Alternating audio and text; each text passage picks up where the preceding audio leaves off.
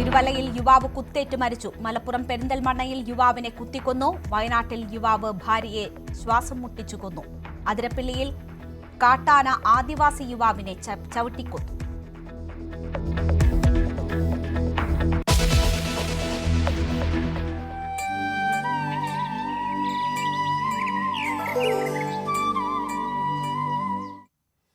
വിഷു ആഘോഷിച്ച് മലയാളി. ക്ഷേത്രങ്ങളിൽ വൻ ഭക്തജന തിരക്ക്. കണി കണ്ടും കൈനീട്ടം നൽകിയും ആഘോഷം.